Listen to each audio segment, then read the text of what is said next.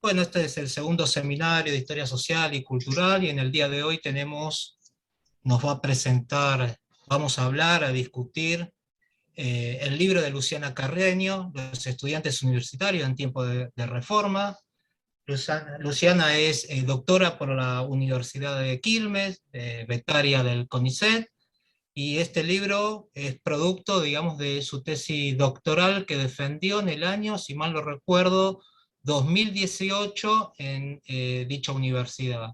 Así que bueno, le cedemos la palabra a Luciana, que se tome el tiempo que ella disponga, 20 minutos, media hora. Sí, Luciana, ¿cómo estás? En 20 minutos, pero 20 justa, minutos. así que Bien. pasándome un poco de tiempo. Nuevamente, como pude decir en el final de del otro seminario, les agradezco mucho la invitación y además la iniciativa de este seminario y la organización, a Adriana, a Flavia, a Paula, a José y a Marcela que nos va a acompañar precisamente en esta jornada, así que gracias por el espacio por el seminario en general. La idea de esta presentación, ya Adrián dijo todo, digamos, el marco formal, de dónde se desarrolló dentro del SEGME específicamente, que está bajo la dirección de Osvaldo Graciano, quien además fue director de la tesis, y tiene mis agradecimientos, así como también a las lecturas que recibí del jurado de parte de Adrián, de Sandra Carli, de Pablo Buchbinder, y otras lecturas por fuera, en jornadas, en lecturas de manuscritos de colegas que tienen, bueno, mi agradecimiento. La idea de la presentación, si me dejara pasar de diapositiva, es, contarles un poco cómo fue que fueron apareciendo, digamos, y planteándose los problemas de investigación de la tesis, que dio lugar, digamos, al libro, y también algunos desafíos que planteó el estudio de estos objetos. El tema de la sociabilidad estudiantil estuvo pensado en un primer momento en hacer un estudio cultural sobre la reforma universitaria. Pero atrás de ese motivo estaba un interés de fondo que era no solo acercarme a las agrupaciones o a los líderes referentes que, que se destacaron en este movimiento, sino también poder acceder a las experiencias del estudiantado, de la población estudiantil en general. Entonces, un camino para eso era acceder o ir a buscar los legajos que dé cuenta, digamos, de algún rastro de esa población, y al acercarme a los archivos de las universidades, de las facultades y al archivo de la UBA, pude ver no solo los legajos, que en sí eran muy ricos, sino también una diversidad de pedidos que me permitían ver eso justamente, y de allí surgió la idea de problematizar sobre la diversidad de la matrícula. Es decir, más allá de la categoría de clase media, que ya ha sido estudiada por la bibliografía identificada con la reforma, ¿sí? La reforma implica el acceso de las clases medias de origen inmigratorio, bueno, ver además de eso, además de esa categoría socioprofesional, otra serie de factores que se incluían con el crecimiento de la matrícula, y que incluían además el acceso de una serie de ingresos inaugurales a la universidad, ¿sí? El acceso de las mujeres también, pero también de otro tipo de trayectorias. Además, incluía una serie de representaciones que provenían de la cultura institucional, incluía también ciertos conflictos que se daban por el acceso de nuevos sectores a este espacio tan identificado con las, digamos, élites. Y junto con estudiar la diversidad de la matrícula, ver también qué ocurría o qué correspondencia o qué relación había con los cambios en la sociabilidad estudiantil. Es decir, en las revistas, ¿sí? En las revistas de los centros, que fueron otra fuente principal, se podía advertir de una década a la otra cómo había cambios en las nociones o en los temas que daban sentido o que intentaban dar sentido, digamos, a los vínculos sociales, a la solidaridad, digamos. Entonces allí las preguntas fueron, bueno, qué consecuencias tuvieron en la vida estudiantil las transformaciones que se operaban en la matrícula y aquellas que afectaban a la UBA, cómo y por qué se constituyen determinadas identidades y prácticas estudiantiles en las asociaciones, y en qué medida y cómo estas asociaciones canalizaban demandas de democratización en la universidad y en las mismas asociaciones a partir de la reforma, y no solo a partir de la reforma, sino también en el contexto de reforma electoral, cambios en la matrícula, etc. Entonces, para ello, los enfoques que me ayudaban a dar cuenta, digamos, de estos problemas, provinieron, por un lado, de la historia desde abajo, ¿sí?, que es como estudio o enfoque propio de la historia social, ¿sí?, que remite más al estudio de las experiencias de los sectores populares, más que al de los sectores minoritarios que pueden acceder a la universidad en esta época, pero que aún así me permitían preguntarme y tratar de reconstruir esas experiencias del estudiantado en general. La historia cultural de lo social, como la plantea Roger Chartier, para analizar justamente esas representaciones que se hacían para construir, digamos, el sentido, ¿sí?, y construir un determinado, digamos, orden a través de estas denominaciones que se utilizaban para aludir al crecimiento de la matrícula, y también permitían ver no solo esas representaciones, sino las luchas simbólicas que ese proceso de clasificación generaba.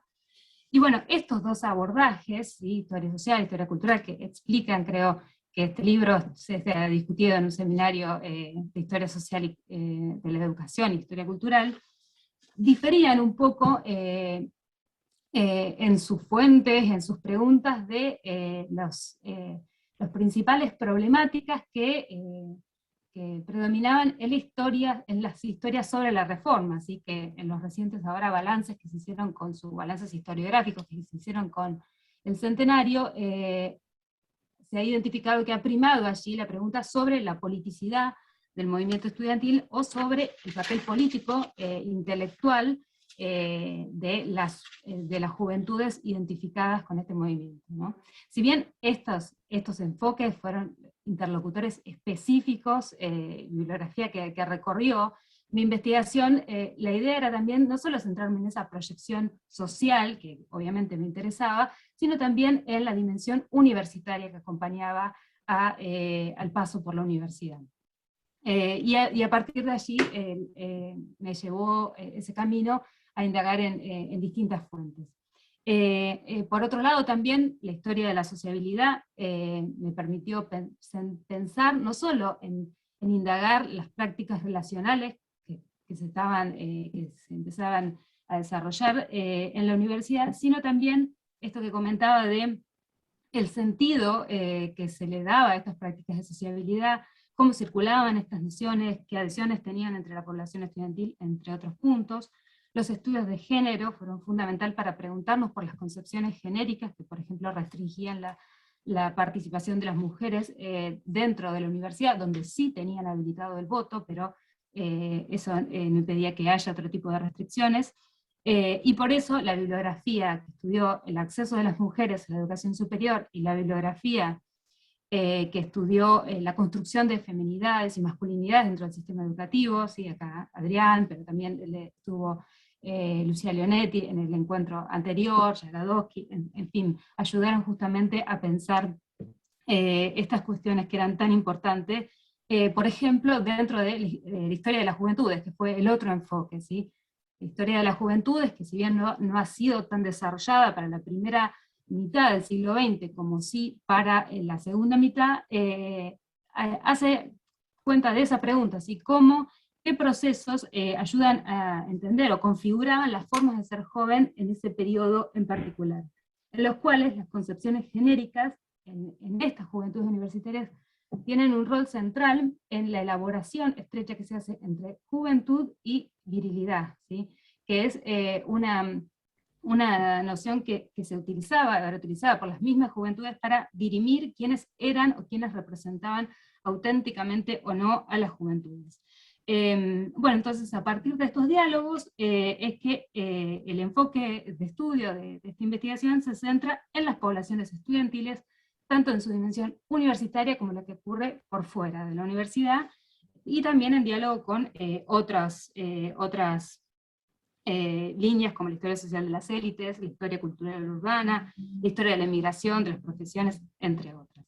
Bueno, y respecto a las partes del libro, las fuentes que utilicé y el desarrollo de mi investigación, que se divide en dos partes, ¿sí? La primera parte, bueno, me voy a centrar, como les dije, en mostrarles un poco las fuentes que utilicé y algunos desafíos que planteaba, digamos, el acceso de estos objetos. La primera parte es una reconstrucción sobre estas poblaciones, estas trayectorias, a partir de fundamentalmente muestras de los legajos de ingeniería, medicina y derecho. En la pregunta por esa diversidad que nos permitían ver otras cuestiones más allá del origen profesional, o socioprofesional, que además era muy difícil de rastrear, es decir, no hay un registro sobre la ocupación de los padres, es decir, es todo para las identidades sociales es todo un camino bastante indiciario. Pero sí había otras cuestiones, como dije, entre otras, allí tengo la foto, el papel que empiezan, por ejemplo, a jugar los colegios nacionales en las posibilidades educativas para las mujeres, que es un tema que está empezando que se ha estudiado en la bibliografía sobre el bachillerato, y que va a ser un espacio muy importante para las mujeres que no residían en la capital o en La Plata. Pese a que existían otras limitaciones, es decir, limitaciones que afectaban a toda la expansión de la matrícula en el secundario, ¿sí? La falta de espacios. Bueno, frente a esa falta de espacio, por ejemplo, los estudiantes sí iban a contar con escolaridad particular, iba a ser muy importante, pero las estudiantes no. Por lo menos eso es lo que pude rastrear en las trayectorias. Pero no solamente, bueno, ver esto, sino también interesaba ver las presencias urbanas, rurales, las nacionalidades, las diferencias en el espacio urbano, ¿sí? Las distancias en los lugares de estudio, es decir, distintos procesos que ayudan a entender qué significaba ser estudiante y joven en ese periodo particular. Para lo cual, el otro punto para verlo era aquel proveniente de la cultura institucional, en las cuales aparecen distintas representaciones sobre el crecimiento, ¿sí? Sobre cómo se mostraba el crecimiento como un motín, como una avalancha, y cómo se configuraban esas representaciones dentro de normativas concretas, ¿sí? Que además tenían que ver, por un lado, con cómo se pensaba redefinir el rol profesionalista que tenía la educación superior en ese momento, y también hay un correlato con unos debates que se están dando en la educación secundaria, ¿sí? En cómo reorientar o reacomodar esa educación secundaria hacia otro tipo de ocupaciones que no sean la universidad. Hay un correlato, pero bueno, los requisitos, el ingreso, el arancelamiento que se piensa desde la universidad, se está pensando desde cada universidad de modo particular, y en relación a la población que efectivamente entraba a estos espacios. Y bueno, el desafío para poder estudiar la cultura institucional fue lograr una aproximación, o tratar de lograr una aproximación que considerara al mismo tiempo la historia institucional, o la historia, digamos, oficial, que en este momento se empieza a escribir, hay distintas historias de la UBA, las normas escritas, pero también las normas no escritas, o es decir, cómo se aplicaban en la vida cotidiana, los conflictos y los debates en las sesiones de los consejos directivos, para mostrar que esa cultura institucional no era monolítica ni libre de contradicciones, los factores coyunturales, como el proceso de profesionalización de ciertas carreras, la preocupación por la transición democrática, y también la dimensión espacial y urbana en donde transcurría la vida estudiantil.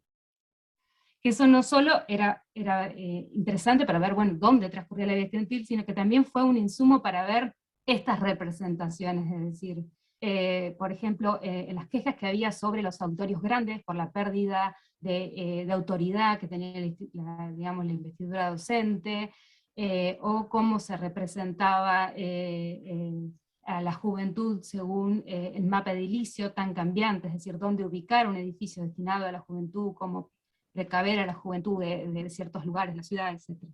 Así que bueno, ese fue el desafío para acercarme a la cultura institucional de la UBA, para lo cual, bueno, fueron muy útiles las sesiones de los consejos directivos, pero también los reglamentos, las historias de la UBA, entre otras cuestiones. Y sobre todo, para ver esas representaciones en acción, pude adentrarme en los casos, en un caso en particular de cómo se aplicaban estas normativas, que es el de los pedidos de exenciones arancelarias, o pedidos de becas, aunque no se usaba tanto la palabra. Y en esos pedidos, una de las representaciones que se jugaban era la de estudiantes pobres, ¿sí? La denominación clase media prácticamente no aparecía, o más en relación a esta. Y allí, bueno, ese corpus tan amplio de pedidos, de puño y letra, de documentos del juzgado de paz, del juzgado de los policías, no me salía la palabra, recomendaciones, informes de los oficiales que acudían a los domicilios a verificar los estados de pobreza, me permitieron ver no solo esas representaciones y los conflictos que eso generaba, también los debates por el tema de la gratuidad que se empezaba a plantear de una forma, digamos, en los consejos directivos, ¿sí? La tensión entre los criterios meritocráticos y los criterios más igualitarios hacia el acceso a la universidad, que se jugaban a veces en debates y a veces en cartas comunes o en cartas que quedaban en pedidos individuales. Y también ver en ello la subjetividad de estos pedidos estudiantiles, las huellas de esa subjetividad en estos pedidos, y en eso cómo había ciertas prácticas a las que se estaba apostando para permanecer y para graduarse. Más allá de todos estos condicionantes, había ciertas prácticas que se estaban allí jugando en esos fines. Bueno, y en la segunda parte, para ir ya como redondeando, se aboca al estudio diacrónico de la sociabilidad estudiantil a partir fundamentalmente de los centros de estudiantes, ¿sí? Desde 1900 a 1930, teniendo una serie documental, como son las revistas que están todas año a año, también los estatutos y las actas que están en el AGN. Y bueno, mi idea allí es plantear, digamos, algunas dificultades que tiene acercarse a este tipo de objetos, como las asociaciones, en particular estas, como los centros de estudiantes que convocaban a bastante afiliación.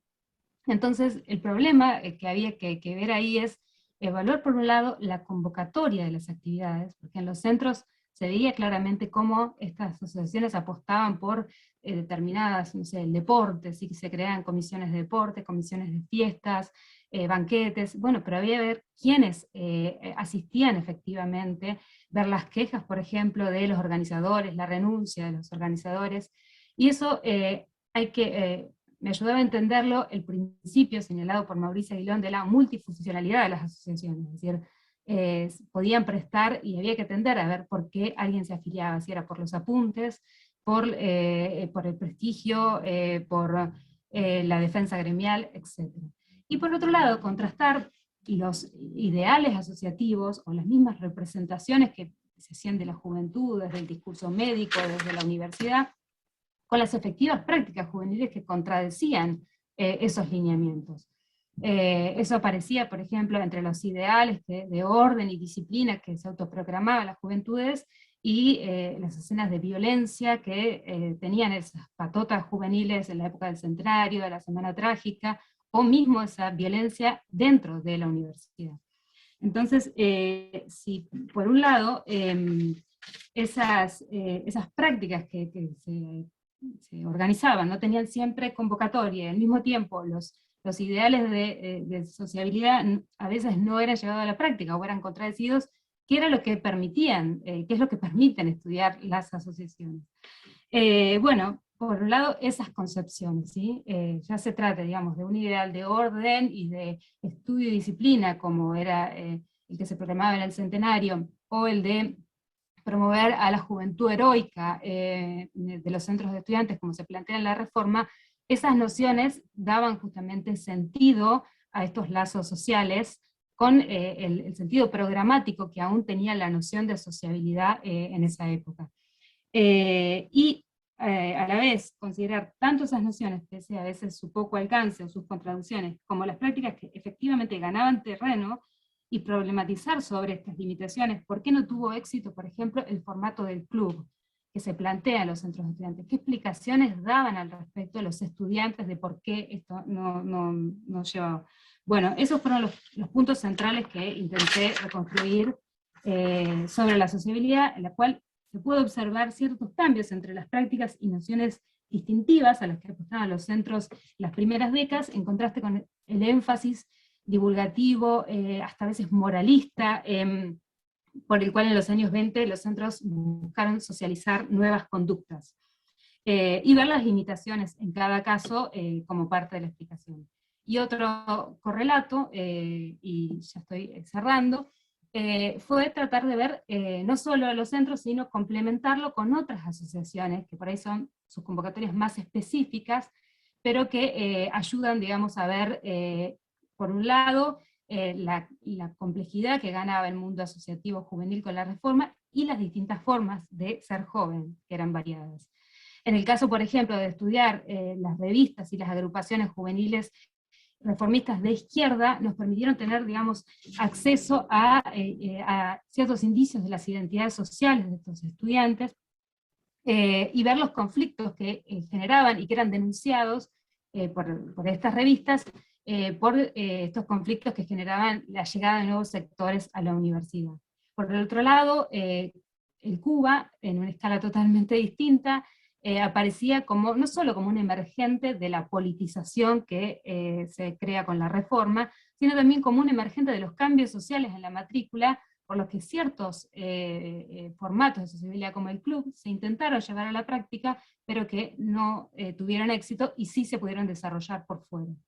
Y las juventudes cristianas, ¿sí? Otro formato de juventud, de sociedad, de sociabilidad diferente, pero que al mismo tiempo nos permite ver un modelo de intervención pública, intervención intelectual, que es un modelo distinto al de las juventudes reformistas, pero que tiene una apuesta de proyección social muy importante. Bueno, y en cuanto a las conclusiones, no me voy a detener paso por paso sobre los cambios y balances en estas demandas de democratización, ya que hablé más, me parece, de la primera parte. La investigación pudo mostrar cómo ese proceso de demandas de democratización las asociaciones tuvieron un papel importante, con características como por ejemplo la apertura de mecanismos de elección, de deliberación de los centros de estudiantes, la renovación de los elencos, nuevos liderazgos que aparecían en estas asociaciones, surgimiento de nuevas opciones asociativas en el campo estudiantil. Se empieza a debatir el tema de la gratuidad, se empieza a pensar como dentro de un horizonte posible, pero las limitaciones está que, bueno, esas demandas de gratuidad no llegan a concretar, pero bueno, sí se logran discutir. Después podemos indagar sobre eso, la exclusión de las mujeres en la vida gremial, los conflictos dentro de la vida electoral universitaria, que a veces ganan tintes de violencia, entre otras cuestiones. Entonces, a partir del movimiento de la reforma, en un contexto social más amplio, ¿no?, sumado al crecimiento y la diversificación de la matrícula, implicó un proceso de cambio en la sociabilidad estudiantil, cuyos intereses, prácticas y valores se tornaron en esta época más complejos y diversos. Bueno, terminé un poco, 2 minutos pasados de los 20, gracias de nuevo por el espacio y por el seminario. Bueno, Luciana, muchas gracias por esta tesis que, digamos, tiene una profundidad conceptual, analítica, envidiable, ¿no? Yo les confieso que tuve la oportunidad de seguir la construcción del trabajo desde las discusiones de un taller de tesis que me invitó a la universidad, y ver el producto terminado, la verdad que me da mucha alegría, que esté publicado sobre todo, ¿no? Quizás nosotros queremos que esté publicado en papel por todo lo que implicó bajarlo de la página de la editorial, que fueron muchos obstáculos, pero bueno, pero vale la pena, que me parece que Es un trabajo que aporta Eh, muchísimo a distintos Adrián, campos. Adrián, la dejamos a Ahora, sí, Marcela. a Marcela, eso iba a presentar, a Marcela que va a realizar los comentarios, Marcela Vignoli, Universidad Nacional Tucumán, De de Tucumán, Tucumán. de Sí. Tucumán. Bien, Marcela. Bueno, primero agradecerles a Flavia, Paula, José, Adrián, los organizadores de este seminario, porque, bueno, este es uno de mis temas de hace mucho tiempo, de investigación, y volver a pensar en este tema, que bueno, yo terminé mi tesis en 2011, pero volver a pensar en este tema con este libro fue, bueno, muy enriquecedor por algunas cuestiones que voy a pasar a contarles, pero bueno, en primer lugar quiero felicitar a Luciana, porque el libro es muy bueno. Hay partes, digamos, del libro que tienen un trabajo artesanal de reconstrucción de fuentes, que eso cuando estamos leyendo, bueno, parece que estamos viendo a los actores, y tiene algo, digamos, para quienes estudiamos el periodo en Tucumán, de la sociabilidad estudiantil, y de estos jóvenes adinerados, digamos, que tienen la suerte de ir a Buenos Aires a estudiar, que no sabemos muy bien qué es lo que pasa ahí. O sea, sabemos que van, que tienen la posibilidad de ir, que consiguen un título, que vuelven.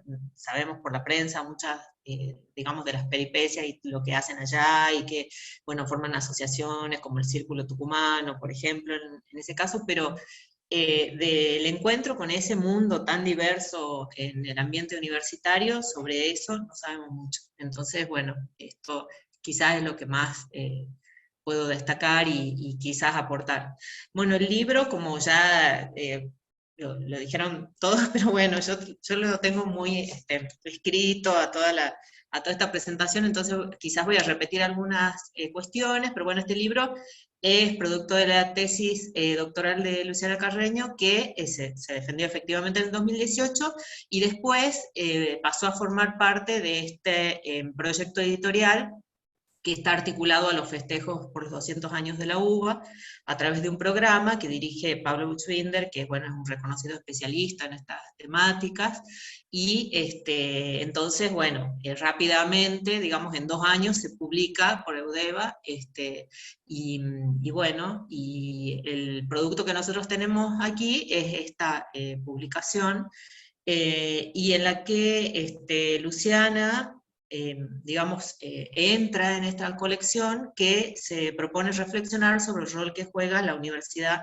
en una evolución política y social de la Argentina que se advierte, digamos, compleja de ese periodo. Entonces, para esto la autora va a explorar esta sociabilidad estudiantil que tiene lugar en la Universidad de Buenos Aires, lo va a hacer a través del estudio de los papeles, archivos de 3 facultades específicamente, durante las primeras 3 décadas del siglo XX. Y el periodo, digamos, más allá de su objeto de estudio, su pregunta, que tiene que ver con esta sociabilidad de índole estudiantil, va a estar caracterizado por cambios, digamos que...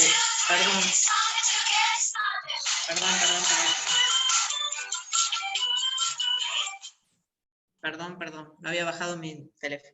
Bueno, va a estar caracterizado por cambios, digamos, que acompañan este proceso, la expansión y movilidad de los sectores medios en ascenso, también el ocupar un lugar expectante, digamos, de estos sectores en el espacio público, el desarrollo del proceso inmigratorio, el crecimiento urbano, una ampliación del sistema educativo y la modificación en las estructuras del régimen de gobierno. Específicamente lo más importante va a ser, digamos, la ley 1912 que habilita el desarrollo de una primera experiencia electoral democrática. Bueno, en ese contexto hay un notable aumento y diversificación de la matrícula en la universidad, y esto no solamente tiene que ver con el ingreso de las mujeres, que es, digamos, un tema de investigación, digamos, también en esta obra, sino también por el ingreso de los sectores medios a ese ámbito que de alguna manera había estado reservado a las familias acaudaladas, y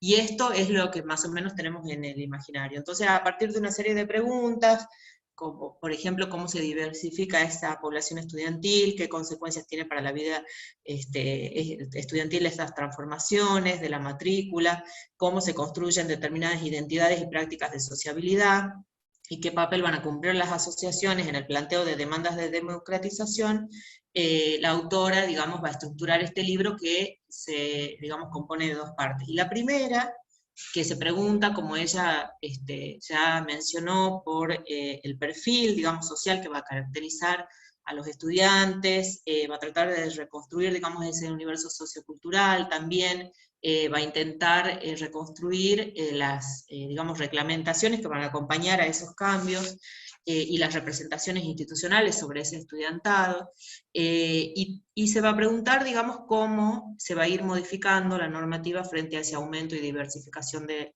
los estudiantes. Y por último, en esa primera parte, un capítulo que a mí me gustó mucho y que me llevó a reflexionar, y que es lo que voy a entrar ahora a hablar, se explora, digamos, las experiencias de los estudiantes que no tienen recursos, y que solicitan encuadrarse de alguna manera dentro de derechos universitarios, tanto para el ingreso como para la permanencia en la universidad.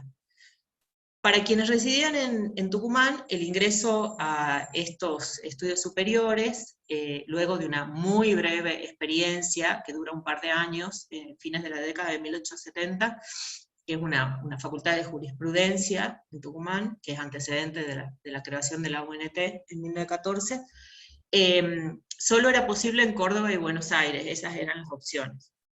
Entonces, quienes estudiaban en estas universidades eran quienes podían costearse estos estudios. Es una provincia que ya contaba con un colegio nacional y una escuela normal, el colegio nacional es de 1865, la normal es de 10 años después. Entonces tenía un buen número de estudiantes que ocupaban, digamos, este lugar que yo digo expectante en el espacio público, y que reclamaban de alguna manera ese ingreso, y que no tenían posibilidad de llegar, digamos, a estas universidades. Entonces, al principio, digamos, nosotros podemos decir que el derrotero de estos sectores, que son los que acceden a la universidad en Buenos Aires, por ejemplo, hablemos del caso de Derecho y de Medicina, que son los dos casos que yo me voy a referir, es bastante, digamos, previsible, porque son sectores que pertenecen a la élite, y previsibles también por la construcción que se va a hacer en la prensa de estos sectores. O sea, digamos, que, bueno, pueden ir a la universidad, entonces el día que se van a la universidad, cómo es su vida en Buenos Aires, cuando vuelven, qué hacen en las vacaciones aquí, los banquetes cuando se reciben, todo esto es, digamos, registrado en la prensa. Y digo previsible porque incluso, o sea, estamos hablando de personalidades que desde muy jóvenes, Juan Beterán, por ejemplo, que es quien va a crear la Universidad de Tucumán, y el primer rector, que es egresado de Derecho de la UBA, comienza a formar parte de asociaciones culturales en Tucumán cuando tiene 15 años, y a los 17 por ahí va a Buenos Aires. Entonces, desde los 15 años que ya la prensa está, digamos, previendo su derrotero, o sea, tiene una sonrisa de diputado, una nariz de abogado, o sea, ese tipo de cuestiones las podemos leer, digamos, en la prensa, que bueno, en el caso de él no se equivoca en el sentido de que cumple con todos estos requisitos, pero quiero decir, desde muy jóvenes, que incluso es un niño, digamos, de esa edad, en ese momento, de 15, 14 años, ya está, digamos, esperando ese futuro, ¿no? Muy previsible. Pero yo me pregunto, ¿qué ha significado para él, para un Juan Beterán, a partir de la lectura de este libro y de las fuentes con las que trabaja Luciana, encontrarse con ese ambiente de no tanta previsibilidad, mucho más diverso, más rico que el que uno podía pensar desde aquí, o quizás ellos mismos podían pensar desde aquí? ¿Por qué me pregunto, digamos, por su contacto con los alumnos pobres, por ejemplo, o con los alumnos de escasos recursos, los que tienen que pelear, digamos, eso? Me pregunto por eso, porque cuando él retorna a Tucumán y va a tener la idea de crear la universidad provincial, se va a concentrar específicamente en estos alumnos pobres de Tucumán que no pueden ir a estudiar a Buenos Aires, y va a ser el principal argumento para la creación de la universidad. O sea, decir, bueno, nosotros tenemos una industria azucarera, una serie de problemas y cuestiones que no lo van a estudiar en Buenos Aires. Si nosotros esperamos que lo hagan, no lo van a hacer. Entonces tenemos que crear una universidad aquí. Bueno, la Universidad de Tucumán está muy orientada en esos primeros años a la resolución de cuestiones prácticas de la vida, la oficina de química, o sea, no es el espíritu ese profesionalista de Córdoba y Buenos Aires. Entonces es una universidad que nosotros podríamos decir muy cercana a lo que van a querer los reformistas. Entonces, igual acá hay una reforma, pero llega 10 años después, pero me pregunto por cómo lo modificó a él, digamos, ese contacto con ese ambiente rico y diverso. Y esto me lo pregunto a partir del libro de Luciana, no lo había pensado antes. O sea, te quiero decir que te agradezco porque realmente me significó, digamos, como pensar en un tema de investigación, un mundo en el que no había pensado, y que lo daba por sentado, digamos, como bueno, la creación de la universidad aquí tiene estas características, por esto, pero la cuestión de sociabilidad estudiantil allá, su contacto que seguramente en revistas, con estas revistas que vos mencionás, y con otro tipo de reuniones, con estudiantes que tienen otras preocupaciones y otra vida y otra situación, me parece que tiene que haber impactado en su vida. Incluso hay una cita muy, muy linda de él, yo no la pude encontrar, pero donde hay una, digamos, como una, de alguna manera admira un poco el irigoyenismo, y va a decir, bueno, estos sectores sí saben, sí les ha dado el sol en la cara, sí, por supuesto, Terán después cambia completamente, ¿no?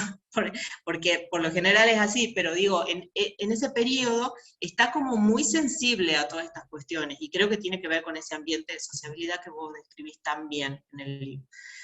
Bueno, y después hay algo que también yo creo que cambia en este discurso a medida que avanza el siglo, y ya se ha creado la Universidad de Tucumán, por ejemplo, y ya está la de La Plata de Ciencias de la Educación bastante establecida, y empiezan a dar becas, y hace muchos años, y me hizo acordar, entonces busqué estas cartas, yo encontré unas cartas que eran pedidos en realidad al gobierno de Tucumán para que auspicien a alumnos para obtener una beca que daba La Plata, digamos, para estudiar ciencias de la educación. Entonces encontré dos cartas en la misma página, quizás escrita la misma semana, una que firmaban 4 alumnos egresados, digamos, del Colegio Nacional, y otra que la firmaba una mujer que era, además de mujer, vivía en el interior de la provincia, ni siquiera en la capital. Bueno, los alumnos del Colegio Nacional no tenían que mostrar más credenciales que ser egresados del Nacional para pedir la beca, y esta alumna, bueno, además digamos, de decir que, bueno, que ella era pobre, que no tenía recursos y que necesitaba esta beca, tenía todas las credenciales del médico del pueblo, los vecinos, el comisario, bueno, todo lo que vos describías también. Digamos, en el discurso de estos, de los egresados del Colegio Nacional, uno no ve un cambio, digamos, como, bueno, es algo bastante habitual, pero ahí que ella se haya sentado a escribir esa carta, que haya pensado que podía ir a la universidad, y que no sea aquí, cuando ya había aquí una universidad que también tenía bastante vínculo con la cuestión de la docencia, y sin tener una carrera de ciencia de la educación, pero pero ha pensado en ir más allá, me parece que ahí, digamos, hay una modificación, y esto también creo que es otro tema de investigación interesante o sea, quiero decir que hay esta Rosa Chaet que vos nombrás en el libro, que es muy interesante todo su derrotero y todo lo que va pidiendo, a mí me recordó, digamos, a esta mujer cómo describe su vida y su necesidad de estudiar y de trasladarse, y que el Estado, digamos, la apoya en esto. Bueno, la segunda parte del libro de Luciana explora la sociabilidad de la vida estudiantil en torno a la UBA, y ya ahí se va acercando a lo que, digamos,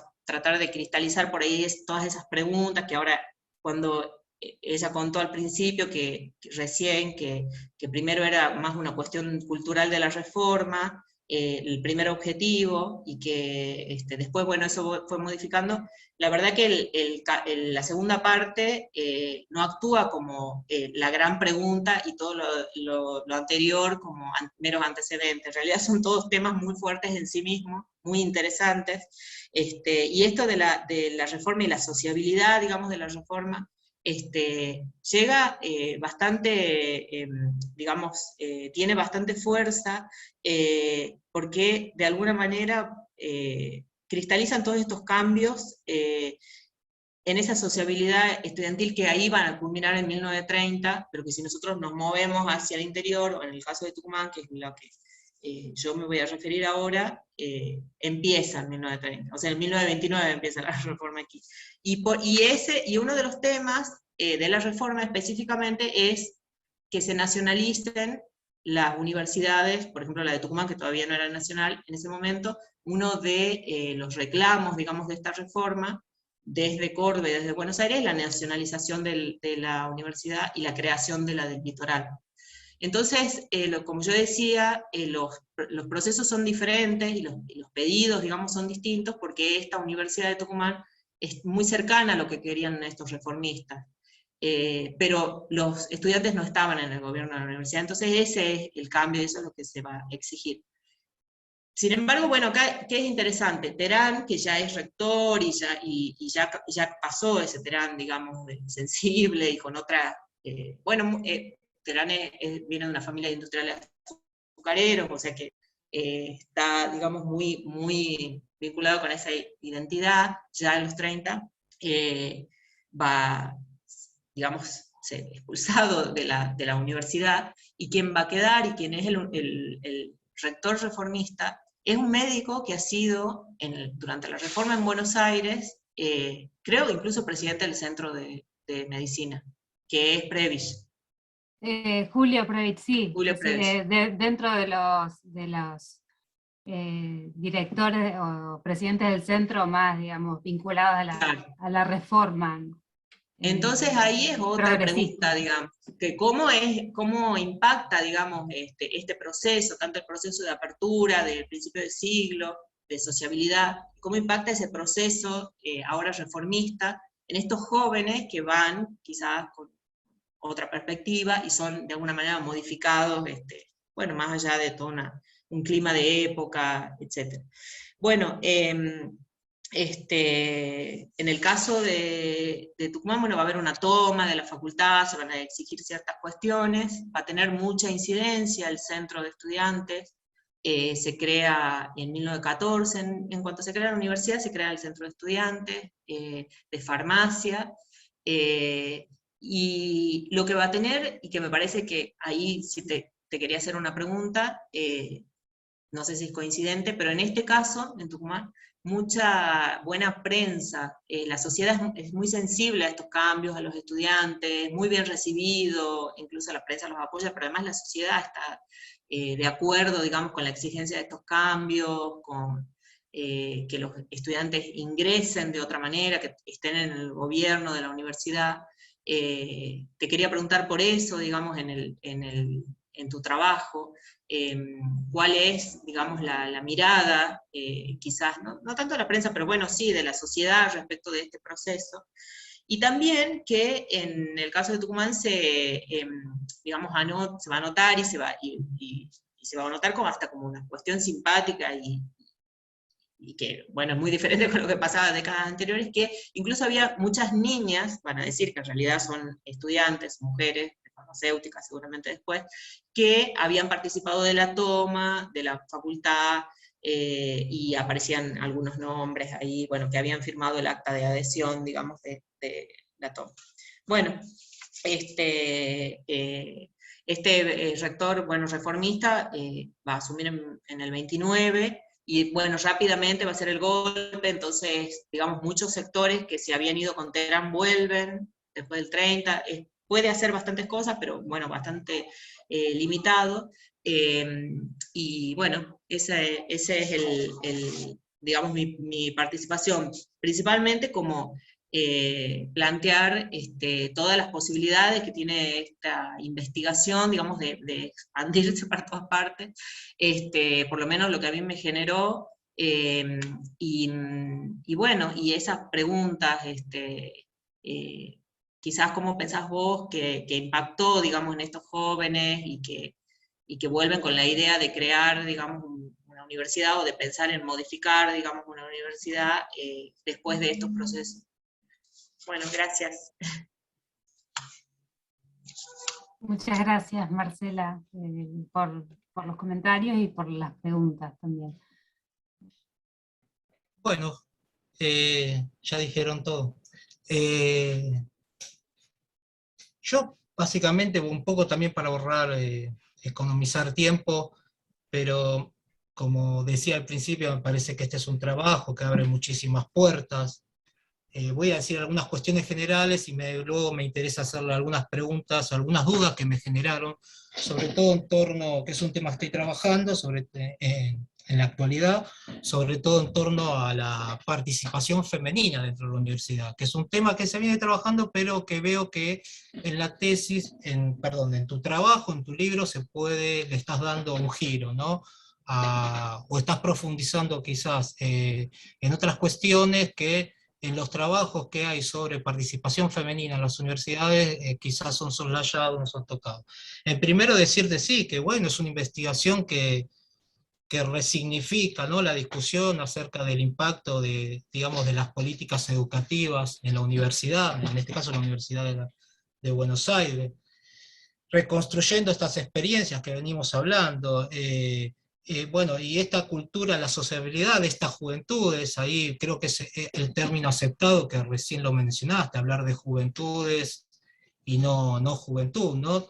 Un poco para despegarse de aquellas investigaciones que toman el análisis histórico, digamos, de la juventud en términos sociológicos, ¿no? Sobre todo a partir de la teoría de Parson, que aparece en Estados Unidos, cuando Parson estudia a estos jóvenes de clase media que crean una microcultura escolar, ¿no?, en la high school, las escuelas secundarias, y bueno, y que parte de la historiografía vernácula ha tomado ese concepto de juventudes, y sobre todo por otra cuestión que vos has mencionado, ¿no?, que la mayoría de los estudios sobre estas juventudes, pensadas como un concepto, igual que el género, ¿no?, un concepto más cultural que biológico, bueno, sobre todo entender que, o tu tesis, tu trabajo, tu publicación, tu libro, muestra muy bien cómo la juventud estudiantil aparece como un sujeto social y político,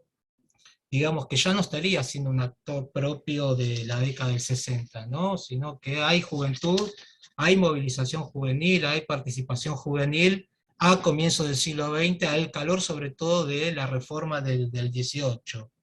Esto lo digo un poco también en función de lo que vos estabas diciendo, ¿no?, y en función de lo que habló Marcela, bueno, y que se destaca en el primero capítulo de tu tesis, que son estos estudiantes pobres, ¿no?, que reclaman no pagar el arancel, ¿no?, y eso lo está dando cuenta de que vos te alejás un poco de esa visión que ha predominado en los estudios universitarios, quizás con un carácter más institucional, de una universidad solamente pensada para una élite, ¿no? En este caso, me parece que esto es uno de los grandes aportes.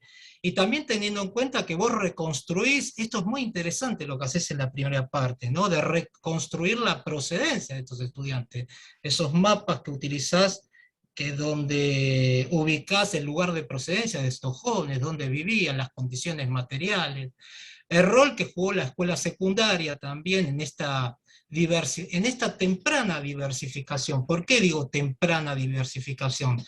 Porque si uno, bueno, tomando obviamente siempre los trabajos que han abordado el tema de la escolarización secundaria, por ejemplo, o la cuestión de la clase media, el surgimiento de la clase media, estoy hablando del libro de Adamowski, hablan que recién en la década del 20, del 30, hay una diversificación social, y que bueno, y aparece ese concepto de clase media, ¿no?, como esos sujetos que se piensan así con un determinado capital cultural, y que demandan estas credenciales académicas, bueno, primero del ciclo secundario y después el ciclo universitario. Pero vos estás mostrando también que estas percepciones ya están a principios del siglo XX, ¿no? Esa idea del chico que viene de un barrio popular, incluso hay unas cartas que citás ahí, se sacado una revista, y llega a la universidad. Entonces me parece fundamental ahí también la escolarización, que vos hables y des cuenta también de la escolarización secundaria, y que reconstruyas también ese circuito de consumo de estos jóvenes, ¿no? Tanto cultural como asociativo por fuera de la universidad. O sea, vos no te restringís, como la mayoría de los estudios, que se restringen al perímetro, ya sea de las escuelas que se analizan, o de las universidades, sino que abarcas un amplio espectro, digamos, para ver espacio, digamos, territorial para ver estas cuestiones. Entonces, me parece que en ese sentido también otra de las cuestiones que destacás en tu tesis también, ¿no? Que recién lo mencionaba, los lugares de procedencia de estos jóvenes y la escolarización, digamos, en función de pensar también la importancia que tuvo la educación privada, porque creo que en una parte mencionás que en 1915, ¿no? Un 35% de la matrícula de estos jóvenes que ingresaban a la universidad venían de escuelas privadas, ¿no? Y esto también es un dato importante para tener en cuenta o para señalar, porque digo, pensando que en la Argentina hay pocos estudios sobre el campo de la educación privada, ¿no? Entonces, esto también me parece que es una beta interesante para... Después, bueno, lo que se estuvo hablando acá, ¿no? Vos dividís el trabajo, el libro, en dos grandes partes. La primera parte, bueno, ya fue muy bien analizada por Marcela, ¿no? Pero en la segunda parte, cuando me parece muy interesante cómo vas describiendo y analizando las prácticas de sociabilidad, los cambios que van operando, ese trazamiento o esa genealogía que construís en esa red de asociaciones patrióticas, ¿no? Dedicadas a la juventud y al fomento de las prácticas deportivas y culturales, bueno, el surgimiento de los centros de estudiantes, bueno, los nuevos tipos de representación estudiantil que generan estos centros de estudiantes. Y por otro lado, también me pareció muy interesante, también por perspectivas de estudio que tengo ahora en este momento, ¿no? El tema del deporte, ¿no? El tema del sport, del deporte, y cómo estas prácticas también reproducían determinados valores estéticos, ¿no? Que siempre acompañaban a las bellezas masculinas, ¿no? Y ahí esto es lo que me interesa, una de las preguntas, ¿no? Digo, que no me quedó, o quizás yo me perdí en la lectura, ¿no? Puede ser. Pero, ¿qué pasaba con estas mujeres? Porque el deporte está pensado por dos vertientes. Uno, bueno, desde sus orígenes, desde la creación de la educación física, ¿no? Con Romero Bres, etcétera, pero está pensado como la construcción de esa nacionalidad y esa idea de civilidad que vos tratás, ¿no? Y desde un discurso higiénico, ¿no? Pensado también en función en términos de la construcción de esa nacionalidad. Pero ¿qué pasaba con estas mujeres, ¿no? ¿Y por qué no aparecen estas mujeres, ¿sí? Dentro de lo que es estas prácticas deportivas? Yo entiendo que, bueno, está bien explicado cuando vos decís, bueno, son estructuras patriarcales que siguen dominando a la universidad, incluso después de la reforma.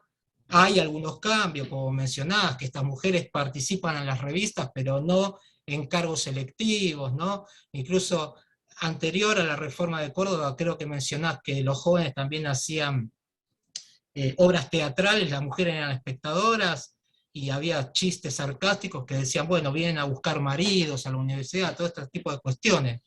Ahora, acá me parece que en el trabajo, no sé si vos pudiste rastrear otro tipo de negociaciones o resistencia de estas mujeres, sobre todo a partir de la década del 20, que es cuando se incrementa, ¿sí?, el ingreso de las mujeres a la universidad, ¿no? Y si hay algún tipo de resistencia, bueno, no sé, formas de organizaciones para, bueno, derribar un poco estas estructuras patriarcales, sino porque aparecen siempre como sujetos pasivos. Es cierto lo que vos señalás, ¿no? Insisto, de estas estructuras que dominaban la universidad, incluso todas las memorias de las primeras médicas que se reciben, bueno, el caso de Elvira Rawson, Julieta Lanteri, ¿no? Cuando les ponían un pene disecado, ¿no?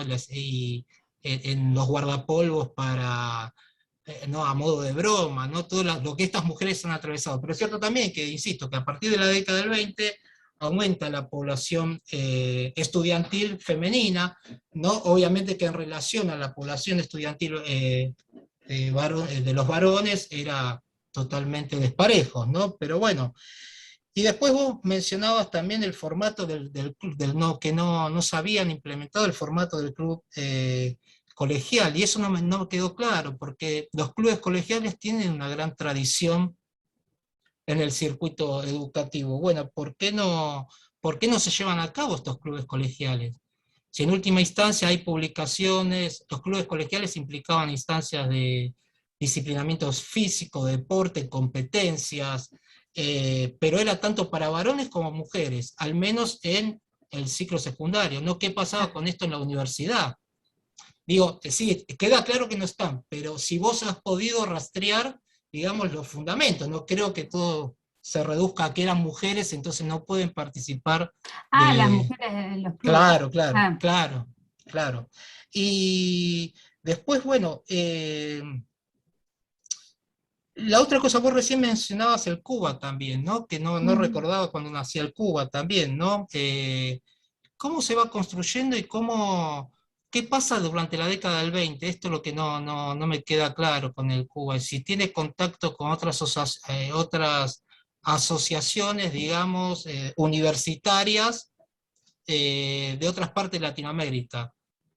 Porque en algún punto vos mencionás, bueno, que con la reforma del 18, estos jóvenes comienzan a tener injerencia o contactos de sociabilidad con otros países latinoamericanos. Bueno, si este club, si el Cuba también actuó, digamos, como un catalizador, digamos, de poner en contacto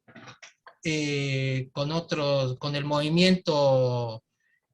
Vos mencionás, por ejemplo, el Congreso de Lima, ¿no? Cuando se va construyendo también esa identidad estudiantil, que hablas también de la sanción, de que se sanciona el himno del estudiante, la canción del estudiante, y hablas también de ciertos contactos latinoamericanos y mencionás el Congreso de Lima, ¿no? Bueno, si estas agrupaciones estudiantiles mantienen esos contactos y se incrementan en la década del 30, ¿no? Bueno, nada, no quiero ocupar más tiempo, pero me parece bueno que por otro lado también el libro empalma con las incipientes investigaciones que han dado cuenta del protagonismo de los jóvenes, entre comillas. Bueno, lo que ya dije, la diversificación y expansión de la matrícula, tanto en el ciclo medio como en el ciclo superior, en las primeras décadas del siglo XX, y bueno, y cómo estos actores batallaron y reformaron ciertos arbitrios culturales anclados en la vida institucional que, digamos, se pensaban como homogéneos y que venían de esa tradición universitaria del final del siglo XIX también, ¿no? Ahora, hay una cosita que yo la escuchaba a Marcela y que hablaba, bueno, de algunos médicos que venían de la tradición de la elite. Si uno se pone a repasar los médicos, en este caso, que ingresan a la universidad o que egresan de la Facultad de Medicina a fines del siglo XIX, son todos de sectores bastante, digamos, bajos. Pienso, no sé, desde Emilio Coni, bueno, incluso la misma Elvira Rawson, Guillermo Rawson, bueno, Montes de Oca.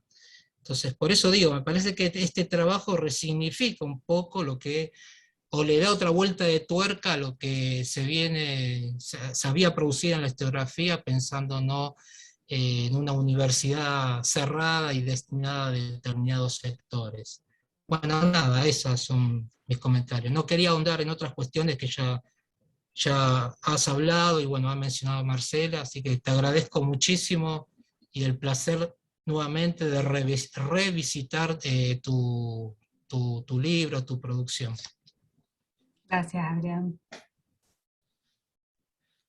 Bueno, Adrián, ahí comentábamos por el chat de la idea, si te parece bien, Adrián, y el resto de los colegas, es que retomemos preguntas o observaciones del resto de los participantes y que luego, Luciana, retomás lo que consideres y seguimos charlando, ¿no?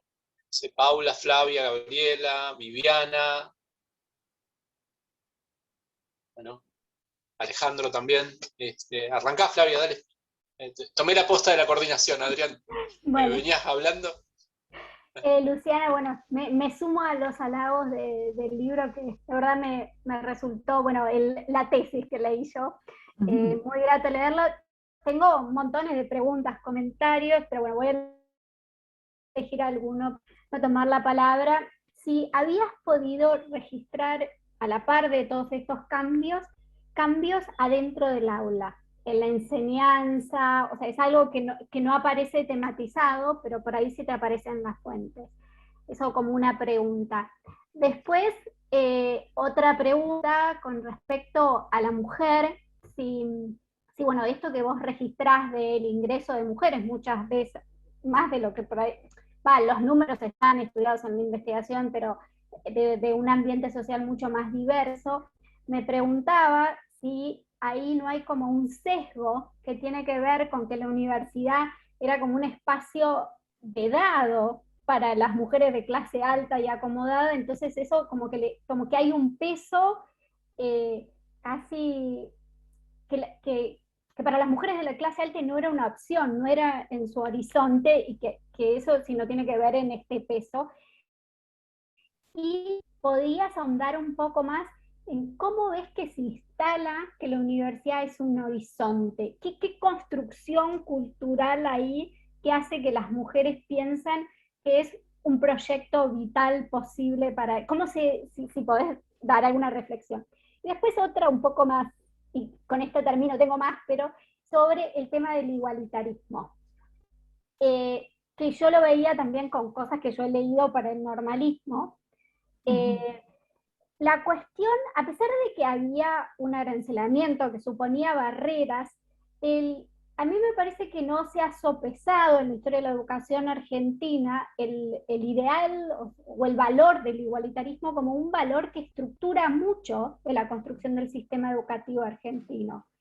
Y toda esta cuestión de negarse a poner cupo, por ejemplo, y estar para que, o sea, ponemos examen de ingreso, pero no un cupo de ingresantes, y que se diga que la educación universitaria es un derecho, es una cuestión que no se ve en otros contextos nacionales expresados y menos expresados de esa forma.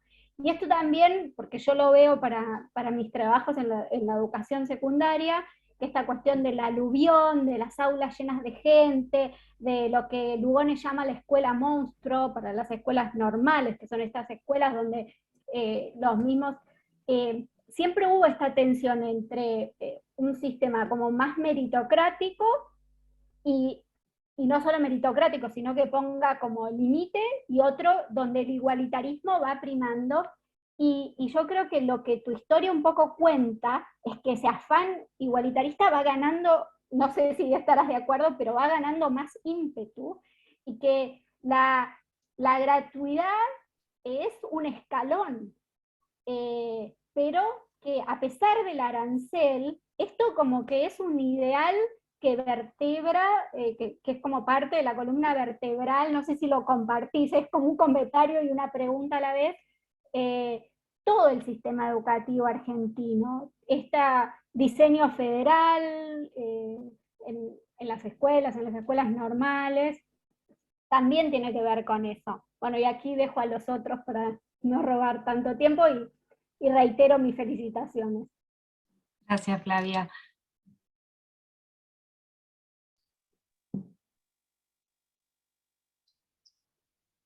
¿Puedo seguir? Me sumo, Luciana, me encantó leer el trabajo, a pesar de la odiada tablet, de leerlo así, me gustó mucho. Me parece que lo que comentaron Marcela y Adrián encarrila mucho acerca de qué es lo que decís y cómo lo decís. Tu presentación también nos ayudó y creo que funciona muy bien. La semana pasada, justo acá está también Alejandro Herrero, una jornada de la USAL, Historia de la Educación, yo señalaba que a veces en los trabajos de historia cultural se te pega un salto sin hacer una buena base de historia social. Y creo que tu trabajo está recontra bien saltado. Porque la historia cultural está genial, es súper sugerente, con preguntas y miradas al archivo distintas, pero si no hay una buena... me sale a mí el positivista graduado del Colegio de México, ¿no? Si no hay una buena base empírica, patina, y tu trabajo está muy bueno, me parece. Esa primera parte sobre el perfil del estudiante pobre, el tránsito de la escuela preparatoria a la universidad, a mí me gustó mucho. La otra parte de la sociabilidad, espero que Marcela no se enoje, que laburó un montón de cosas de sociabilidad. No sé, yo hace un montón leía lo de Aculón no sé, no me termina, pero por ahí es la forma en que yo hoy lo leí, o por ahí es porque me quedé muy enroscado y me pareció muy potente. Además, la primera parte me hacía mucho link a cosas, algunas de las que vos citás, como lo de Cambaceres, pero también a otras fuentes que en algún momento había mirado y que veía a este estudiante.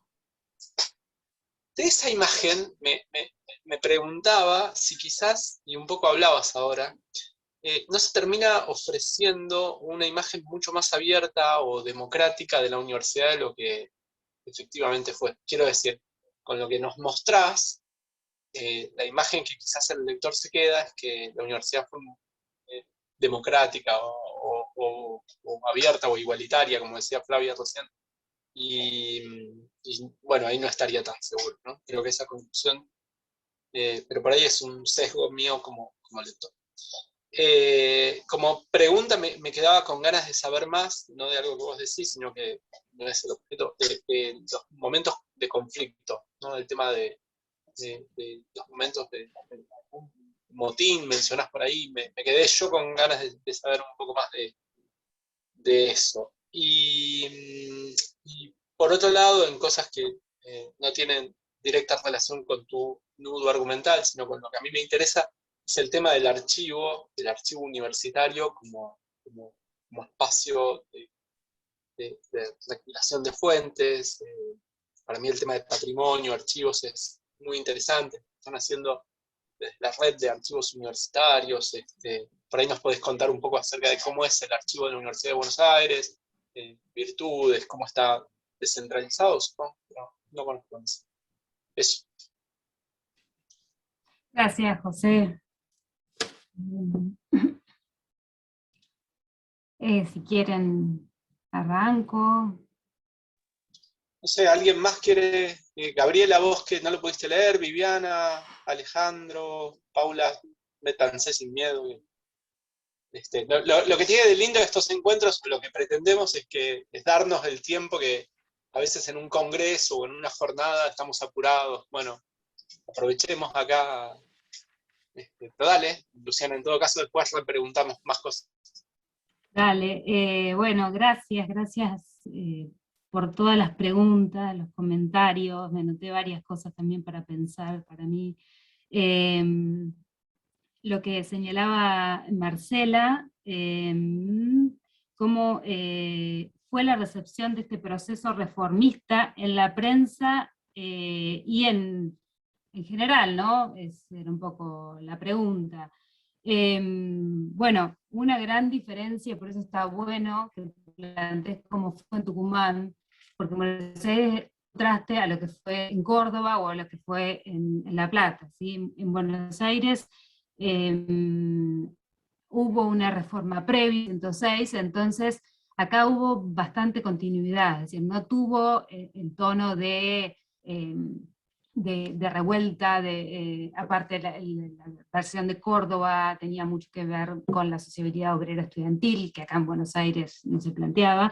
Entonces, en general, en las autoridades como que fluyó bastante bien, ¿sí? Después, en la década del 20, en la Facultad de Derecho no fluyó nada para ningún lado, pero sí había como una buena recepción en un primer momento, ¿sí? Recuerdo un testimonio de una autoridad de derecho que nos muestra cómo estaban ya pensadas estos centros de estudiantes, diciendo de todos los pedidos que nos vienen haciendo, ya funcionó, ya tienen personalidad jurídica, nos han pedido 17 pedidos, hemos accedido a todos, lo cual habla más que nada de la moderación de este tipo de reclamos. Entonces hubo un primer primera buena recepción.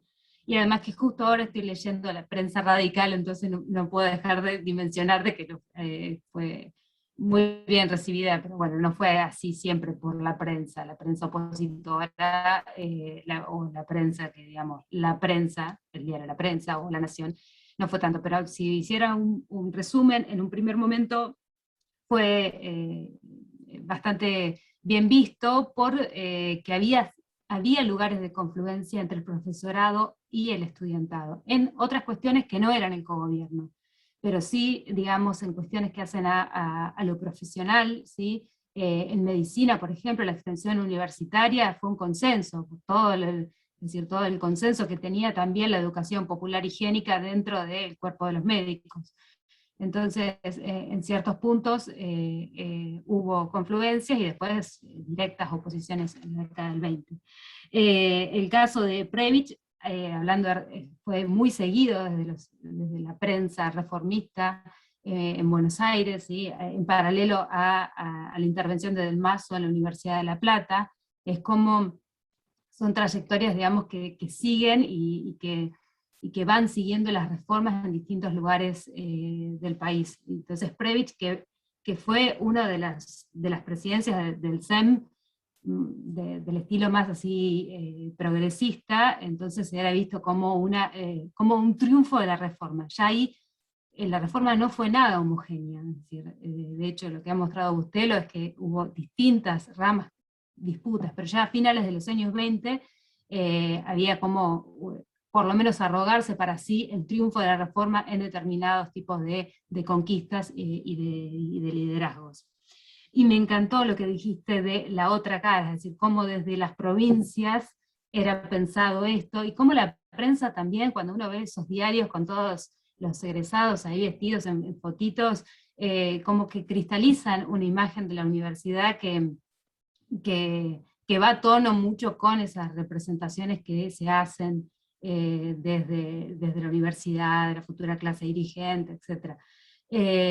Representación que va a ser impugnada por las juventudes universitarias. Es decir, a medida que se radicaliza, ¿no? A medida que se radicaliza la reforma, van a impugnar la noción de clase dirigente como por su espíritu corporativo, por su espíritu alejado, digamos, de las necesidades. Pero bueno, eso está en la prensa, y juega mucho en las aspiraciones de otras juventudes que no son las reformistas, que querían justamente, querían que se sigan entregando premios por la nota, querían que se sigan, digamos, el título de doctor. Entonces esas tensiones también está, y la mirada pueblerina o la mirada citadina en otro contexto y en otra prensa local es un diálogo que me encantó. Y Adrián, bueno, tantas cosas.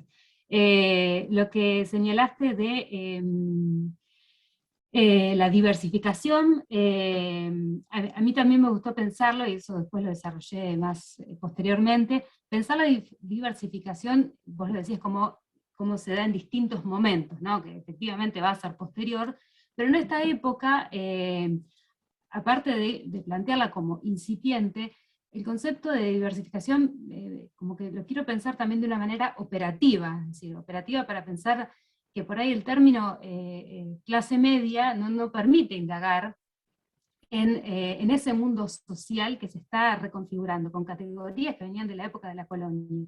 Entonces, pensar de modo de diversificación, por ahí sin meter en el tema de identidades sociales que todavía no están conformadas con la identidad de clase media, te permite estudiar qué representaciones había, qué conflictos, quiénes aparte que hay un gran límite, es eso, que no podemos saber, sistematizar ese origen social de la población estudiantil. Y todo lo que señalás de la red de asociaciones juveniles, que mencionas a las patrióticas, pero ahora que estoy volviendo a leer los diarios, hay asociaciones mutualistas, una sociabilidad asociativa de colegios secundarios, que después, bueno, en los 30, has estudiado que eso se va a cortar desde arriba, pero había ahí, y en el cual también participaban las mujeres, es decir, apostando mucho a, por ejemplo, la defensa del ingreso, es decir, en contra del ingreso de medicina, había asociaciones de señoritas que se juntaban en otro local es todo un mundo para investigar, bueno, y en el que me estoy ahora abocando en este tema después de la investigación, estoy abocada, digamos, a reconstruir el asociacionismo juvenil. Y el tema del deporte, y qué pasaba con las mujeres, una asociación que ya ha sido estudiado por Patricia Anderson, es las Juventudes Cristianas Femeninas, que se caracterizaron por divulgar el deporte, que no estaba desarrollado en igual medida por estas concepciones genéricas que ha estudiado Charadowski, ¿no? En las cuales sí estaba bien visto determinados tipos de deportes, como el tenis, o determinados tipos de ejercicios calisténicos, pero que por lo general no aparecía. Bueno, la asociación, digamos, el formato, más allá de sus ramas de las juventudes cristianas, exportan eso. Exportan esos deportes que ya se habían pensado en los campus norteamericanos, donde las mujeres, el proceso de mujeres a la universidad había sido distinto, si bien son deportes que se adaptan a la diferencia sexual, no tienen las mismas reglas. Y respecto a los clubes de mujeres, la verdad que no es mucho lo que he podido rastrear, sí por medio de la Asociación Cristiana de Jóvenes, ahí sí, como pionera, apostando al deporte en las mujeres, y también no solo el deporte a las mujeres, sino también el ingreso de las mujeres a la universidad, si bien obviamente encuadrado en un tipo de moralidad cristiana, pero mucho más moderna, y eso es lo que me sorprende, que lo que va a ser el asociacionismo juvenil católico. Es decir, mucho más moderna esa sociabilidad juvenil en cuanto a hábitos, en cuanto a bailar el foxtrot, el tango, bueno, en ese sentido es... no la condena a la radio, no, obviamente con vigilancia y todo, pero en eso me parece que es un modelo distinto. Después, bueno, sí, las nociones de deporte, lo que pasa es que están también muy atadas a ideales de belleza masculina. Entonces ahí está el tema de no andar mezclando, ese es el problema de cómo vigilar, hacer un deporte femenino bien diferente. Así que, y bueno, estoy hablando mucho de la Asociación Cristiana porque lo acabo de volver a estudiar. Lo bueno ver es ahí cómo esas nociones de deporte y de belleza, esos estereotipos masculinos de belleza del deporte, bien europeos, se empiezan a contrastar, y por eso la juventud no solo es en esta época que vos señalaste, la juventud se empieza a pensar en esta época también por fuera de las juventudes estudiantiles. Eso es lo que me permite ver el caso de la Asociación Cristiana, ¿sí? Esta Asociación Cristiana estaba haciendo una convocatoria por llevar el modelo a los barrios, pensando en la juventud, es decir, solo atendemos a un porcentaje muy reducido y un montón de jóvenes, entonces llevan ese modelo a los barrios y se encuentran con otros estereotipos de masculinidad asociada al deporte, que es el del fútbol, y directamente les dicen, nuestros códigos, nuestros deportes, nuestras actividades les parecen de señoritas, o sea, los pibes del barrio tenían otros códigos de masculinidad que no les interesaba para nada esto. Entonces sí había otras preocupaciones por juventudes no universitarias en este periodo, y eso es lo que me tiene ahora entusiasmada estudiando. Bueno, sigo con los comentarios de Flavia. Cambios en el aula. Los cambios en el aula ahí se ve mucho en la crítica de estas revistas estudiantiles a partir de la reforma que hacen todos estereotipos, primero mucha crítica, estereotipos al tipo de profesor, ¿no? al tipo de profesor tarima que viene con un reloj de oro. Entonces, una de las conquistas de la reforma, y lo menciona, es que ahora que intentamos desterrar el olimpismo, que ya no es una odisea llegar a las autoridades, como que una de las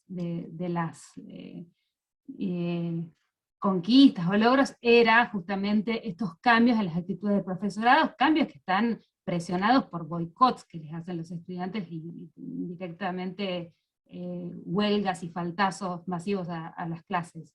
Entonces, en ese sentido es que se intenta modificar por métodos de enseñanza más novedosos, pero bueno, esto es todo un intento de socialización distinto de este tipo de clases. Pero en otra ocasión, viendo, digamos, trayectorias docentes, sí pude ver que se empiezan, y esto hay que buscarlo, arrastrarlo en distintas partes, pero se empiezan a instalar los seminarios, entonces aparecen clases que se empiezan a dar en dispensarios, en distintos locales, con estudios de casos, entonces cambia un poco en algunos lugares la forma de dar clase, y se intenta, digamos, cambiar con este tire y afloje de medidas. Pero es difícil acceder a esos cambios y habría que hacer una historia de eso. Es decir, yo he podido ver algunos casos, específicamente en el caso de medicina. En abogacía, yo no sé cuánto se ha abandonado el olimpismo, sobre todo con la oposición fuerte y corporativa y bien plantada que se hizo desde el profesorado. Y tenemos un debate, si no entiendo mal, entre lo que plantea Flavia y lo que plantea José sobre democratización e igualitarismo. Por el lado, yo lo dije como un ideal. No, sí, como ideal, y el otro lado, democratización. Como ideal, a ver, yo lo que pienso es que, uno de los argumentos más fuertes en contra argumentos en contra de la gratuidad es que cómo vamos a pedir la gratuidad para el nivel superior habiendo analfabetismo y como que eso iba en contra de la igualdad en otros sectores, sumado a que se seguía entendiendo que era un beneficio del egresado. Pero siempre hay hasta una forma de entender de que podían haber aranceles, pero no muchos, por este ideal de igualdad. O sea, operaba ahí pero una cosa que es para tener en cuenta es que el debate por la gratuidad no se da, sino es que se da en Uruguay. Entonces como que ahí fue, bueno, se dio en Uruguay y ahí al toque se toman las reformas. Se empieza a... eso es algo para mí que fue re importante para que se hable. Y una vez que se empezó a hablar, se lo empezó a pensar como un ideal. Entonces por eso es al mismo tiempo algo en lo cual se promueve, pero al mismo tiempo es una demanda, es una limitación en la democratización. Yo mi idea, José, te respondo, no era presentar una universidad más democrática, porque todo el tiempo es esto, bueno, pero con limitaciones. A veces me sentía que era una matizadora crónica y que no podía llegar, digamos, a ningún lado, porque sí, se planteó el ideal de democratización, pero las demandas, ¿cómo se planteó? Bueno, en una carta se pidió por el ideal de los aranceles. Quizás, perdón, Luciana, si te interrumpo, quizás es por el sesgo mío de pensar que hubiera sido mucho más cerrada la universidad de principios del 20. Ah, ok. Por ahí yo arranco de una idea en la que los que efectivamente llegaban eran muchos menos. Cuando vos ves los porcentajes de alumnos que pasan por la escuela primaria, cuántos llegan a la escuela media o secundaria y cuántos llegan, son tan pocos que la forma en que yo pienso ese universo educativo es absolutamente acotado. Entonces, claro, cuando encuentro tu trabajo, es por esa la imagen que a mí me quedó como lector. Acá no es como investigador, ni una conclusión derivada del trabajo de campo. Entiendo. Pero pensalo, porque yo lo puse, es decir, obviamente, se trataba de en relación a la población, nada, minúsculo. Pero a mí lo que me sirvió es para pensar ese crecimiento en términos de ese sistema internamente.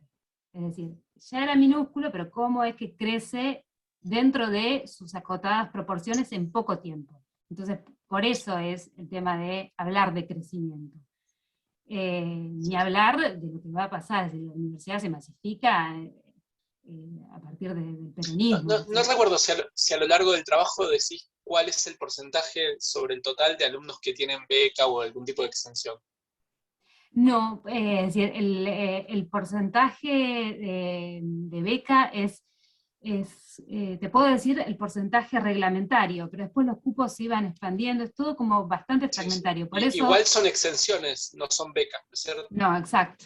No son becas porque se dan, aunque se hablaba de becas, pero se dan año a año. O sea, en las normales sí hay becas, por eso lo digo. Ah, bien. No, a veces Gabriela se las denominaba. o Flavia saben más. Se las denominaba beca, pero no, se piden año a año. O sea, no sean por todo el ciclo escolar. Pero sí, eso es minúscula, la población. Igual es una cuestión de perspectiva. Yo lo compartía eso desde esa mirada. Pero, Mati, no te enojes, Flavia. No me enojo. Yo pienso que no tienen, después lo discutimos. Bueno, y después lo que decís de las dos partes de la tesis, no me extraña porque de alguna manera la parte de la tesis primera es la que siento que por esa es la que estoy dialogando con ustedes y son interlocutores distintos, digamos, al campo que predomina en la historia de las universidades. A mí me interesó y aprendí, digamos, con todo esto a dialogar y a querer incluirme dentro de la historia de la educación, pero toda la bibliografía sobre la reforma, es como que son campos que no dialogan, o que no hay congresos Entonces cuando me invitó Adriana a esto, a esta jornada, me encantó, porque efectivamente la primera parte trata, al hacer comunicar educación secundaria con educación superior, se emparenta mucho más con lecturas, investigaciones del campo de historia de la educación, y en la segunda parte con la historia de las juventudes universitarias, con la historia de la intervención pública, de los intelectuales en el espacio público, y bueno, entonces comprendo por dónde fueron tus intereses. Pero la historia de la sociabilidad, bueno, me permitió llegar también a la historia de las juventudes, entendida como, es decir, qué procesos intervienen en que estemos hablando de jóvenes. Bueno, el tiro, los deportes, los consumos que aparecen, y bueno, eso también fue producto de un diálogo con otra bibliografía que está más, la historia de las representaciones de las edades está más ligada a la historia de la educación, sobre todo, primero por las infancias, después entra por las juventudes. La experiencia en el archivo es totalmente recomendable, porque es un archivo que está hecho por archiveras formadas, que está ordenado con criterio de catalogación, con recuperación de material físico, que, es decir, que entran en cuarentena, salen de cuarentena, está organizado muy bien, una construcción de catálogos, que es importante, es decir, tenía ese archivo modelo que era fantástico, y después los archivos de las facultades, que eran el mismo, el archivo de medicina era un archivo intermedio, o sea, yo estaba en la fila para hacer consultas junto a alguien que venía a preguntar por su título. Y bueno, logré que directamente fue mejor porque me dijeron, bueno, anda, bajá al cuarto piso abajo de la morgue y ahí los tenés, y los fui sacando yo como quería. Me contaron que se robaron el legajo del Che, y esas cosas que te cuentan, y me dejaron ahí trabajar. ¿Cuál es Pero el de sí, cuarto piso de medicina o el subsuelo, el de planta baja? subís a cuarto piso, pero después entrás La- en otro ascensor para personal bibliotecario que te lleva a otro piso que está abajo de la morgue, o sea, un olor a formol importante. Y ahí están todos los legajos históricos. Eh, Así que ahí pude acceder a todo. Pero bueno, la conservación, es decir, el archivo de la UBA es un archivo en la misma lógica que el AGN, porque es decir, no sé si no trabajaron ahí, entonces para darles una referencia concreta. Y por último, creo que me ha quedado pendiente el horizonte. Lo que dijiste de la historia social y cultural, es que la historia cultural de lo social no se desvincula de lo social. Están... No, yo lo sé, lo que pasa es que a veces no se hace. ah, sí, son porque no es mero análisis del discurso y las representaciones están. Y el horizonte, cómo se constituye para las mujeres, efectivamente, no era para las mujeres acomodadas ese horizonte. Pensemos en los mismos testimonios de los rectores del liceo, diciendo quiénes eran las alumnas, ¿sí? La clase alta no convoca.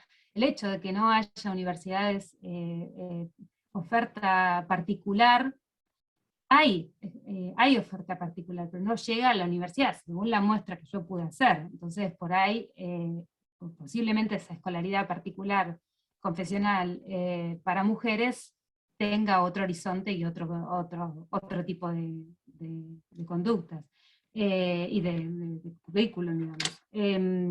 Para el horizonte, cómo se pensaba para la universidad, y también empalmo con una pregunta que me quedó en el tintero de Adrián, para mí es un horizonte que genera un vínculo de sociabilidad a través del dispositivo asociativo. Pensemos que el paso común en las aulas para estas mujeres implicó una asociación de mujeres, entre varias que existían, que organizó el primer congreso feminista. Entonces fue un espacio de sociabilidad que permitió, digamos, y ahí sí plantar, es decir, plantear una intervención política por la cual no era ningún paso pasivo por la universidad. En la década del 20 hay un caso muy interesante de una estudiante, Estela Mitlin, que se empieza a hablar en las revistas del divorcio, de cuestiones de política estudiantil, nada que ver al tipo de intervenciones que hacían las mujeres en esta revista, que generalmente eran estudios sobre medicina, maternidad, y bueno, las diferencias son que en 1905 tenemos a un tipo de intervención similar de una universitaria defendiendo a las mujeres en la medicina, sale un estudiante al número siguiente a ponerla en su lugar, y sale Enrique Digman a defenderla. En los 20 tenemos el mismo caso, pero se defiende ella sola y lo manda, digamos, se despacha de una manera, es decir, esas cuestiones no quita que la persona que le interpela era un estudiante que era súper reconocido dentro del reformismo, es decir, no había, digamos, aún dentro de este progresismo, digamos, existían estas convocatorias, y él no tuvo, digamos, por ese artículo, pérdida dentro de, digamos, su carrera estudiantil, ¿no? Al año siguiente lo convocan para ser representante de huelga por la huelga del internado. Y ella, pero puede hacer este descargo. Entonces esas concepciones tan naturalizadas sobre sobre el género, por lo menos no eran tan naturales al ser impugnadas en su propia pluma, digamos. Pero sí, y hay distintos casos, ¿sí? Siempre que no se rompieran, digamos, como diría un estudiante de medicina, siempre que no griten en la calle sus furibundos reclamos y que lo hagan por medio del estudio y la inserción profesional, estaba todo bien. Pero bueno, esos son los límites. Pero bueno, en la vida gremial, no digo que no haya sido, en La Plata el caso fue distinto. Por eso hay que ver cada unidad académica y cada carrera, ¿no? En filosofía y letras fue distinto, ¿no? Estamos hablando de este tipo de carreras, donde no hubo muchos casos electivos para las mujeres, y después, bueno, seguí indagando en el tema, y bueno, en el tema de la representación, cómo la universidad les daba el voto, pero aún así había, digamos, ese voto para obstetricia, no existía. Es decir, no existía la representación para las estudiantes de obstetricia, como si se la cedían los de medicina a los de farmacia, o a los de odontología, pero el diálogo con obstetricia era, no sé, como otro nivel, por credenciales profesionales, es decir, no tenía el mismo título, no sé, bueno, obviamente por cuestiones de género, pero no era reconocido esa representación desde los centros a las estudiantes de obstetricia, cuando en las universidades sí se les reconocía. Así que bueno. Hay algunas preguntas en el chat, José. Sí, ahí Viviana Machuca. No sé, Viviana, si tenés buen audio ahora y querés tomar el micrófono y contarlo. Si no, lo leo. Hola, buenas tardes para todos. Hola. Hola, Luciana, un gusto conocerte mediante la invitación. Yo llego a esta presentación de tu trabajo por Adrián Camarota. No, justo hice la pregunta y José había consultado lo mismo. Así que bueno, me quedó muy claro, justo cuando envié la preguntita. Pero la verdad es que bueno, voy a comprar el libro en cuanto pueda, ¿sí? Y lo voy a dar a discusión también porque es muy interesante y enriquecedor. Muchas gracias, Viviana.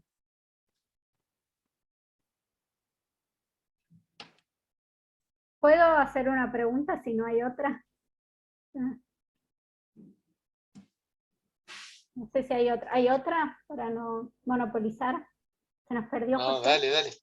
Adelante. Bueno, esta cuestión de la prescindencia de la política, que bueno, como un ideal y un límite siempre lleno de tensiones, me preguntaba si hubo discusiones en la enseñanza, de la cuestión de la política y también de la religión dentro del aula. Si ese fue un tema en esta época. Estoy pensando. Yo lo vi en el dispositivo gremial.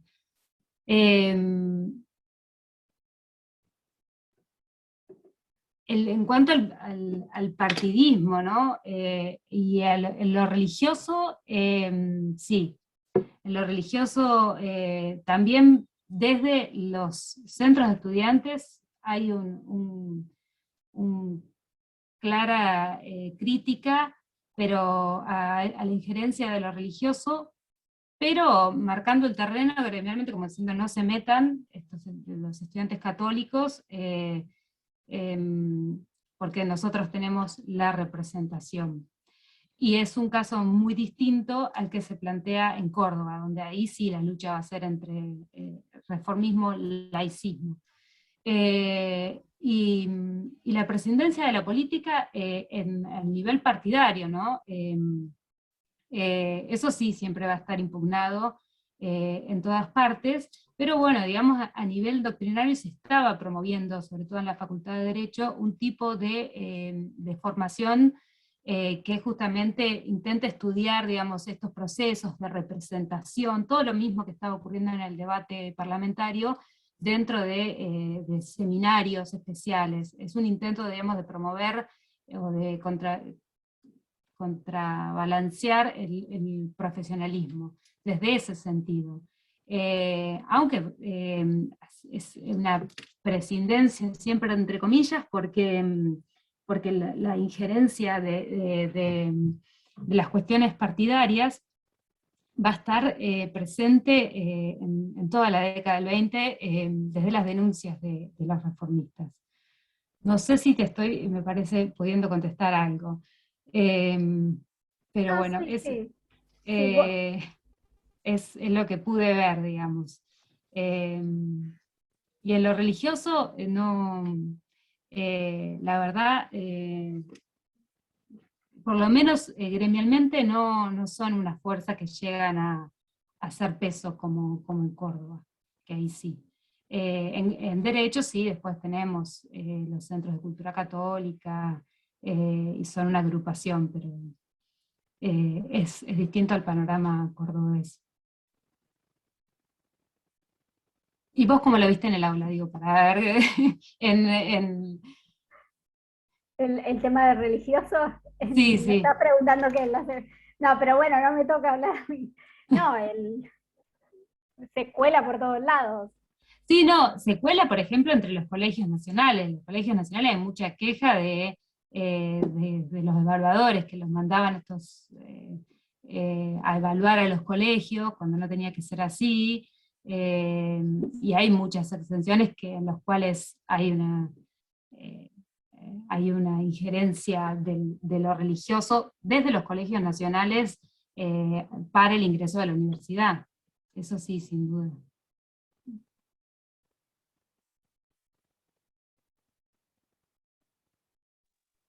No sé si alguien quiere hacer alguna pregunta más. Marcela, Gabriela. Sí, yo quería en realidad hablar sobre esta cuestión de la política más decimonónica o de principio del siglo, que yo lo que vi, digamos, y que me parece que también se relaciona con esto de las asociaciones patrióticas y las peregrinaciones, es que hay una sospecha esta de juventud y política, y de los nombres que tienen estas asociaciones, y quienes participan en estas asociaciones, y también digamos, por ejemplo, en el caso de Tucumán, la universidad, digamos, esta creación de principios del siglo tiene un componente católico, digamos, muy grande, se inspira en la de La Plata, donde está, digamos, más bien la masonería, o sea que hay diferencias entre una y otra, pero por lo menos esa tensión entre juventud política y los jóvenes inexpertos, y la utilización de nombres de nuestro pasado provincial, y que en realidad están mal usados, y que hay que enseñarle, que está, digamos, constantemente, incluso en esos primeros momentos de creación de la universidad, con mucho cuidado en qué nombres se van a poner a estas cuestiones, a otras. Yo ahí lo veo, digamos, muy, muy presente, sobre todo en cómo el patriotismo, digamos, sirve en estas visitas, a estos santuarios, digamos, para reafirmar momentos de ese presente, digamos, político. Es decir, vas a la casa histórica, no sé, en 1906, tiene un sentido, si está el gobernador, si no está, digamos, con quién articula, con qué grupos, y esa sospecha de jóvenes política y pasado digamos, está presente, por lo menos es lo que yo vi, y sobre todo en estas visitas, digamos, que bueno, que ahí Luciana también refiere a estas asociaciones patrióticas que se trasladan, que movilizan, que reciben fondos del Estado, de la misma universidad, para llegar, de los gobiernos provinciales. Es genial lo que decís, porque me plantea la pregunta que ya la planteaba Alperindongui cuando decía estos avatares del juvenilismo, en los cuales y yo lo cito también a él, diciendo que las juventudes dejan de ser ese interlocutor silencioso que se evocaba a finales del siglo XIX de los discursos políticos para pasar a tener una voz generacional con las vanguardias de los años 20. Y hay que preguntar más sobre el sentido de esas juventudes y política, y hay en eso un artículo que me encantó de Navaja, que estudia en Rosario, en Buenos Aires, las juventudes radicales, digamos, las primeras juventudes radicales, y hace un análisis con datos sobre quiénes eran, qué profesiones tenían, que está muy bueno como para empezar a ver, bueno, eran solo producto de una interpelación patriótica, o de una movilización que se hacía para la política, o qué sentidos condensaba, digamos, esas convocatorias patrióticas y políticas en ese periodo particular, ¿no? Que va a ser muy distinta al tipo de convocatorias deportivas, más vinculadas al ocio, o también va a estar o al asociacionismo de tipo étnico, que va a haber en las segundas y terceras décadas del 20. Así que muy interesante lo que señala Marcela. Una pequeña consulta. En este proceso de reforma, ¿pudiste encontrar en registros un disciplinamiento por parte del Estado-Nación muy joven? ¿Sí? ¿Se encontraron registros de disciplinamiento en cuanto a todo este largo proceso? Porque no fue de un día para otro, obviamente. Lo que podríamos, digamos, plantear como disciplinamiento, entiendo que se puede ver, digamos, desde la universidad, en qué normativas, como para modelar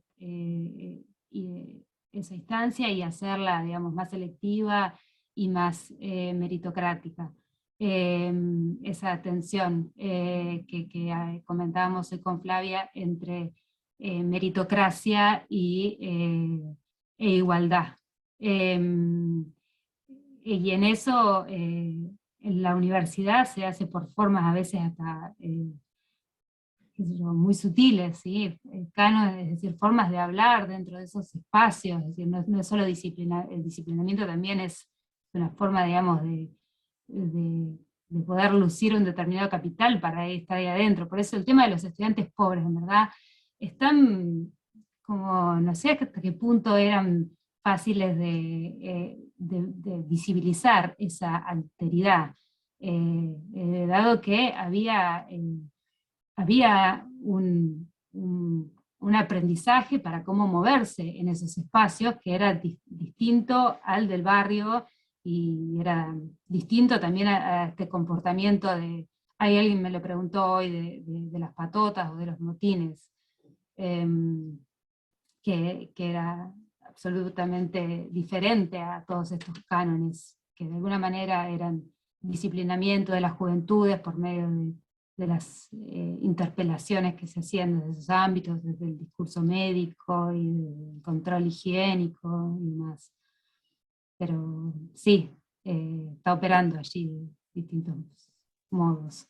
Gabriela, vos querías hacer un comentario, Sí, bueno, también. sí, estamos ya supongo que medio sobre la hora de terminar, pero nada, la verdad es que me llevo más ganas de leer el libro de las que tenía, voy a leerlo, de algún modo voy a leerlo, y me quedo quizá con algunas cosas que me hace pensar todo lo que estuviste contando y proponiendo sobre esas lecturas. Una de esas tiene que ver con, bueno, el interés, que es un interés que comparto por la reconstrucción de esas poblaciones. Me da muchas ganas de leer eso, el mapa que prendieron recién. A mí me parece que es algo que tiene mucha fuerza para poder también encontrar a esos agentes que hacían en última instancia esas experiencias, esa vida cotidiana que vos de algún modo decías, lo pudiste reconstruir de manera inicial y demás. La otra cuestión que me quedo pensando es extraño, porque en general yo soy de Córdoba, y nosotros habitualmente solemos estar colocados en el lugar de ser la excepción o la particularidad de procesos generales que se narran desde los centros, ¿no? Y en este caso pensaba la reforma siempre en Córdoba se narra como un proceso bueno, que comienza acá, que se expande, que tiene muchos vínculos, pero también que en un sentido se generaliza, y lo que vos estás comentando, y esas particularidades, esa duda, ese rato largo que tardaste en contestar sobre la cuestión de la presencia de la religión, da cuenta ahí, ¿no? De mucho para pensar. Oh, Tenía que ver con si eso era explícito, digamos, si se conectaban, si estaban comunicados. Bueno, esa es una cosa que me quedo pensando. Y la última, que es algo en lo que me viene dando vuelta, pero digo, cuando nombraste recién la participación de estas mujeres en el primer Congreso Feminista, bueno, por lo menos los acercamientos a los archivos sobre las escuelas normales de Córdoba, hay una interesante participación de las normalistas en ese congreso, ¿no? Y pensaba esos posibles vínculos entre esos ámbitos de formación para las mujeres, que eran las escuelas normales, ¿no? y las universidades, ¿no? Se habrán encontrado, ¿no? Eso es algo que no sé, ¿no? Es algo que nos interesa a nosotros por acá indagar. Vamos a ver sí, si se puede. creo que hay inclusive lo dimensionan Ramazzotti y Valobra en Modernas Esculapios, esa presencia del normalismo en ese congreso. Y después del diálogo, justo se cortó esa parte. La idea de estudiar Buenos Aires era porque, justamente a diferencia de Córdoba, allí se concentraban, digamos, cambios en cuanto a que allí se concentraba, se podía mejor ver los cambios sociales que operaban en la matrícula por la concentración en esa casa de estudios, porque el proceso si bien limitado, de acceso fue sobre todo en esa casa de estudios, pero después pude hacer un trabajo posterior en el que comparé revistas de medicina, que son donde, como alguien dijo, Adrián, donde más se ve, digamos, el ingreso de nuevos sectores está en medicina. Entonces ver estas revistas estudiantiles que permiten ver mucho los conflictos, las identidades sociales, una en Córdoba y otra en Buenos Aires. El bisturí, aparte tiene toda esta nomenclatura médica, y el cocobacilo, la cureta, y allí hay una conexión entre mismos procesos sociales que se estaban dando, y sobre todo también muy ligados a la migración de estudiantes de procedencia, digamos, el ex imperio ruso, que llegaban, digamos, por distintas factores que explican esa migración y esa radicación en medicina. Así que es un contacto distinto al de, aparte de las redes del reformismo, que están operando en esas revistas, pero hoy hay un camino para pensar en cómo esos procesos sociales se dan en distintos contextos universitarios, porque ayudan a ver cuestiones de la profesionalización de estas carreras, y cómo se dan en una y en otro espacio, ¿no? Que nos ayudan a explicar a veces por qué los estudiantes de medicina apoyaron el ingreso, y en Córdoba tenían otra postura. Entonces es otro camino también para rastrear las redes desde otros problemas.